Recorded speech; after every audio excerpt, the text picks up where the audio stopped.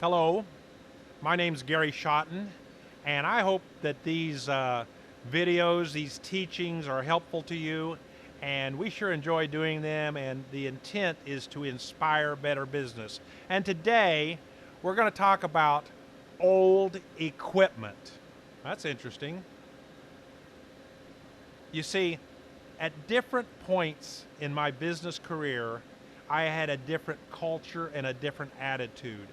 And for my early days, I had picked up a kind of a negative approach to the way I would buy equipment. I would try to buy some of the cheapest, the most worn out.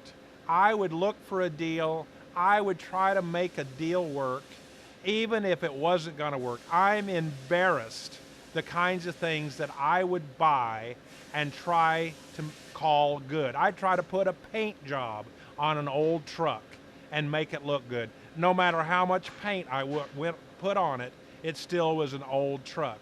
And so now that I'm a little farther down the line, I've been in business a little while, I see the folly of that, and I just really hope to correct that and maybe help you in your thought pattern. Obviously, all of us are going to be faced with, do I have enough money? How can I pay for a good brand new pieces of equipment? And there's other teachings on whether you should borrow to do that. That's not this subject. I'm just saying, don't create a culture. Don't have a mindset of I can get by with the bad and the worst kind of equipment I possibly can buy. I've seen it over and over again. Let me give you some points here, some real key reasons. I'm in a machine shop. I own this machine shop. Our pay to some of our workers, and many of our workers are $20 to $22 an hour is not uncommon, and that's a good wage in our part of the world. And we have our equipment billed out on an hourly rate, many times $90 an hour or $120 per hour. How would I know that? Well, we talk about it, that at $120 an hour, that's $2 a minute. So if this piece of equipment that cost about $400,000 is going to be operating at its proper rate, I need $2 a minute for every time I have an operator on it. And if I have it break down, it will cost me at least 3 different ways. It'll cost me to repair it. I have to pay somebody to repair it. Number 2, it will cost me the amount of production that I lost because it wasn't operating.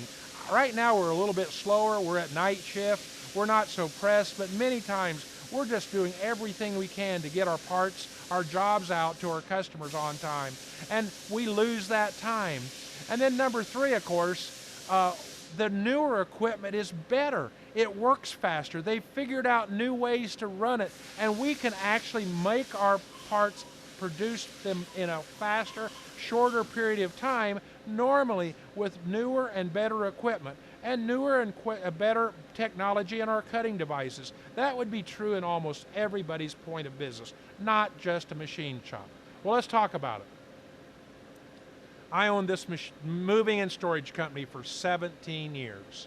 And at one point, I was so desperate to buy a piece of equipment, I bought a piece of junk. That's all I can say, it was a piece of junk. It looked bad. Not enough paint could make it look good to my customers. Some of my drivers were embarrassed to drive that piece of equipment. And it was breaking down all the time. All the things that I first mentioned about the machine shop happened over and over again to us. We lost production, we lost downtime, we lost the cost of repairing it, many times the cost of towing it, the cost of other expenses that just were a waste, an absolute waste. And in each of these examples, I'm going to talk about the operator. If the operators, like on this equipment here, and on that in the moving business, we had semis that went over the road, that went into truck stops. And if our driver felt like he's driving an old, worn out, ugly piece of equipment, he wasn't proud to drive into the truck stop. It affected who we could hire. If we hire somebody that comes into our business and they're a quality machinist, they want to do a good job. And if you have your equipment always breaking down, or there's special things, and in our equipment here, there's actually a hazard, there's risks. People could get hurt.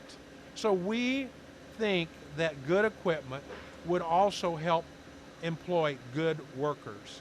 A good worker is expecting to have a good piece of equipment. One of the statements that we would never say here, and I've heard it at different times, is that, hey, this equipment makes great parts. No, the equipment does not make great parts. The machinist makes great parts, quality parts, because the machinist has a good piece of equipment. My dad, way back in the early 60s, late 50s, early 60s, he wanted and he had good equipment. No matter what it cost him, he worked at having good and normally new equipment. And it made a difference. Other people wanted to use him to farm. He was a premier farmer with many people wanting him to farm their ground. A funny thing about farmers is that as they grow, they always have a statement that says the only piece of ground that they still want to farm is the next piece of ground that borders their existing property. Well, Dad was keep growing that way, and he kept growing, but he would have good equipment. We're here to help you. We want to help you. In our shop here, we buy good equipment.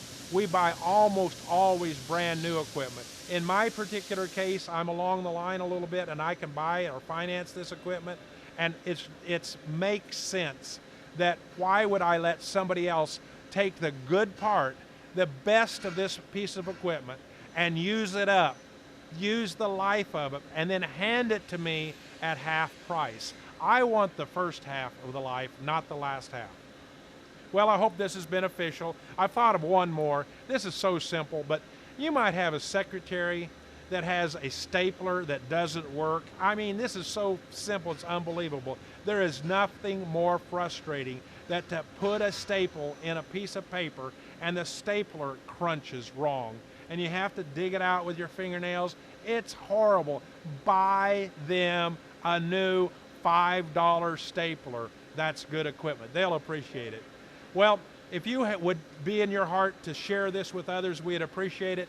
We hope this video and others inspires better business. Thank you.